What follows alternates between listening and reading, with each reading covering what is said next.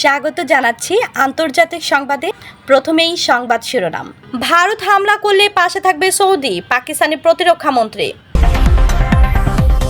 বাংলাদেশ সহ 9 দেশের উপর আরব আমিরাতের ভিসা নিষেধাজ্ঞা।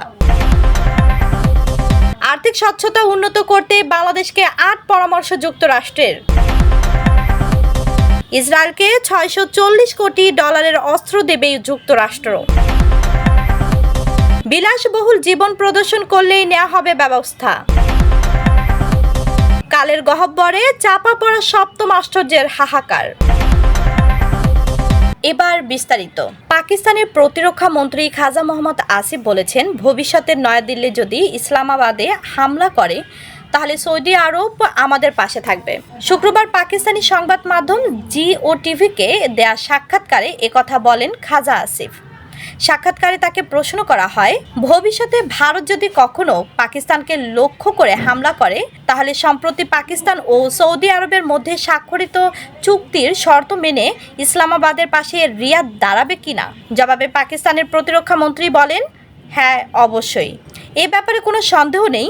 সৌদির সঙ্গে আমাদের স্বাক্ষরিত প্রতিরক্ষা চুক্তির 5 নম্বর ধারায় যৌথ প্রতিরক্ষা এর উল্লেখ আছে। এর অর্থ হলো, চুক্তির অংশীদার কোনো দেশের উপর যদি হামলা হয় তাহলে চুক্তিতে স্বাক্ষরকারী সব দেশের উপর হামলা বলে বিবেচনা করা হবে। খাজা আসিফ বলেন, আমাদের এই চুক্তিটি ন্যাটোর আদলে তৈরি করা হয়েছে, অর্থাৎ এটি প্রতিরক্ষামূলক আক্রমণাত্মক নয়। কোনো দেশ হামলা বা অগ্রাসন চালানোর কোনো সুযোগ এখানে রাখা হয়নি। তবে যদি সৌদি আরব কিংবা পাকিস্তানের উপর হামলা হয় তাহলে আমরা সম্মিলিতভাবে তা প্রতিহত করব। 9টি দেশের উপর পর্যটন ও কর্ম ভিসার উপর অস্থায়ী নিষেধাজ্ঞা ঘোষণা করেছে সংযুক্ত আরব আমিরাত। এই তালিকায় বাংলাদেশেও রয়েছে। 2026 সালের জানুয়ারি থেকে কার্যকর হবে এই নির্দেশনা। এছাড়া ব্যবসায়িক উদ্দেশ্যে প্রবেশ করতে ইচ্ছুক এই 9 দেশের নাগরিকরাও নিষেধাজ্ঞায় আওতায় থাকবে।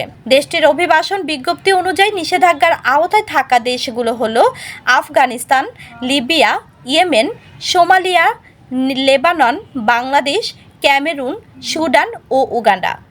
নিরাপত্তা উদ্বেগ ও ভূ রাজনৈতিক সম্পর্ক এবং COVID-19 মতো মহামারীকে নিষেধাজ্ঞার অন্যতম কারণ হিসেবে উল্লেখ করেছে দেশটি। যদিও এ বিষয়ে বিস্তারিত কারণ প্রকাশ করেনি আমিরাত সরকার, তবে বর্তমানে এর মধ্যে কিছু দেশ ছাড়া সংযুক্ত আরব আমিরাতের পর্যটন ও কর্মক্ষেত্রের ভিসার জন্য আবেদন করতে পারে।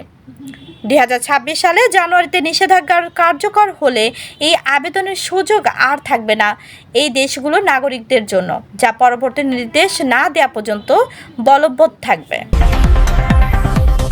যুক্তরাষ্ট্রের পররাষ্ট্র দপ্তরের ওয়েবসাইটে প্রকাশিত রিপোর্টে বলা হয়, পর্যালোচনার সময়কালে বাজেট তৈরির জন্য পূর্বের দায়িত্বপ্রাপ্ত সরকারের পরিবর্তে একটি অরাজনৈতিক অন্তর্বর্তীকালীন সরকার গঠিত হয়। অন্তর্বর্তীকালীন সরকার পূর্ববর্তী সরকারের বাজেট সুপারিশ বাস্তবায়ন পদ্ধতি অনুসরণ করে, তবে আর্থিক স্বচ্ছতা উন্নত করার জন্য উল্লেখযোগ্য সংস্কারও শুরু করে। পূর্ববর্তী সরকার অনলাইনে বাজেট প্রস্তাব ও অনুমোদিত বাজেট প্রকাশ করলেও বছর শেষে হিসাব সময় মতো দেওয়া হয়নি। অন্তর্বর্তীকালীন সরকার প্রাকৃতিক সম্পদ আহরণের জন্য সমস্ত ক্রয় সম্পূর্ণ উন্মুক্ত এবং স্বচ্ছ করার পদক্ষেপ নেয়। পূর্ববর্তী সরকার নেতৃত্বে সমস্ত পূর্ববর্তী বা চলমান সরাসরি সমঝোতা স্থগিত করে। তবু আর্থিক স্বচ্ছতা উন্নত করার জন্য বাংলাদেশে কিছু পদক্ষেপ নিতে পারে। তার মধ্যে রয়েছে: 1. বছর শেষে হিসাব প্রতিবেদন দ্রুত ও নির্ধারিত সময়ের মধ্যে প্রকাশ করা। 2. বাজেট নথি আন্তর্জাতিক মান অনুযায়ী প্রস্তুত করা। 3. নির্বাহী বিভাগের ব্যয় আলাদাভাবে প্রদর্শন। 4. রাজস্ব আয় ও ব্যয়ের পূর্ণাঙ্গ চিত্র বাজেটে উপস্থাপন করা। 5. আন্তর্জাতিক মান অনুযায়ী সর্বোচ্চ নিরীক্ষা কর্তৃপক্ষের স্বাধীনতা নিশ্চিত করা। 6. প্রস্তাবনা ও বিস্তারিত তথ্যসহ সময়মতো পূর্ণাঙ্গ নিরীক্ষা প্রতিবেদন প্রকাশ করা। 7. প্রাকৃতিক সম্পদ আহরণ সংক্রান্ত চুক্তির তথ্য প্রকাশ। 8. সরকারি ক্রয়ের বিস্তারিত তথ্য উন্মুক্ত করা। ইসরায়েলের কাছে আরও $640 কোটি অস্ত্র বিক্রি করবে মার্কিন প্রেসিডেন্ট ডোনাল্ড ট্রাম্পের প্রশাসন। নতুন এই চালানে নিয়মিত অস্ত্র, গোলাবারুদের পাশাপাশি হামলায় ব্যবহারের উপযোগী হেলিকপ্টার এবং ট্যাঙ্কও থাকছে।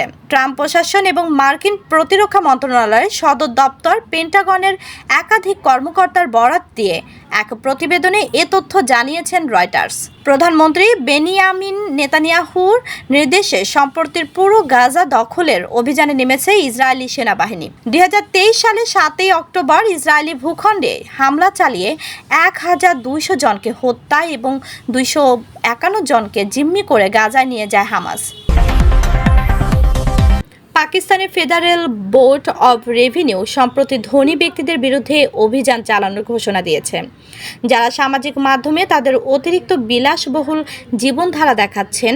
দেশটির কর্তৃপক্ষ জানিয়েছেন, যারা তাদের গাড়ি, বড় বড় বাড়ি, মূল্যবান গহনা ও বিলাসবহুল বিয়ের অনুষ্ঠান প্রদর্শন করছেন, তাদের তথ্য সংগ্রহ করা হচ্ছে। যারা কর রিটার্ন হালনাগাদ করবে না, তাদের বিরুদ্ধে আইনানুগ ব্যবস্থা নেওয়া হবে।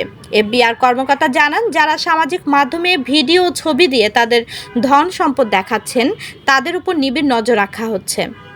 বড় বড় বাংলো, প্রিমিয়াম গাড়ি, উচ্চমূল্যের গহনা এবং বিলাসবহুল খরচের বিয়ের অনুষ্ঠানগুলো বিস্তারিতভাবে পর্যবেক্ষণ করা হচ্ছে।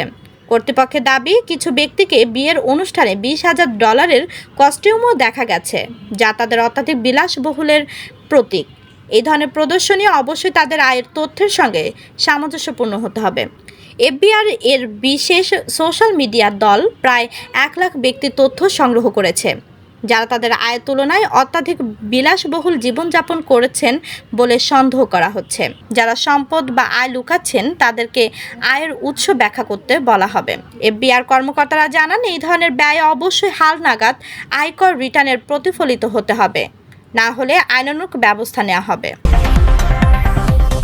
সূর্য যখন ইরাকের হিল্লার আকাশে আগুনের ফুলঝুরি ছড়াচ্ছিলেন, তখন ব্যাবিলনের ধ্বংসস্তূপের সামনে যেন থমকে যায় গোটা দুনিয়া। এখনকার বাতাসে পুরাতন শাশ্বত ধুলার গন্ধ আর ফেলে আসা ইতিহাসের হাতছানি।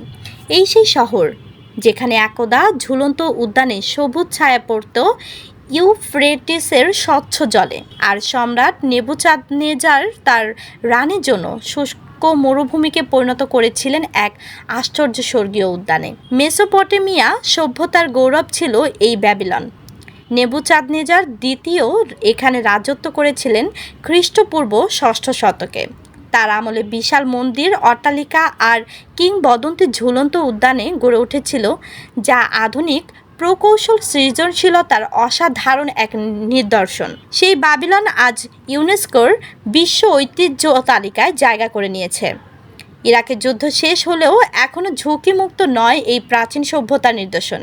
আজকের বাবিলনের ইস্তার গেটের নীলচে দেয়াল এখন দর্শকদের চোখে বিস্ময় ছড়ালেও তার চারপাশে ছড়িয়ে থাকে আগাছা, ভাঙাচোরা রাস্তা আর অযত্নের চিহ্ন। ইরাকের সাবেক প্রেসিডেন্ট সাদ্দাম হোসেনের নাম খোদাই করা ইট, মার্কিন সেনাদের ট্যাঙ্কের দাগ, দেয়ালে দেয়ালে বিক্ষিপ্ত গ্রাফিটি, সব মিলিয়ে শহরটি যেন অতীতের গৌরবের সঙ্গে আধুনিকতার ক্ষতচিহ্ন বহন করে চলছে। ব্যাবিলনের আশ্চর্য সেই ঝুলন্ত বাগান এখন আর নেই, তবু অদ্ভুতভাবে বাবিলন এখনও মায়া ছড়ায়, মোহময়তায় আচ্ছন্ন করে রাখে সবাইকে। সূত্র BBC CNN।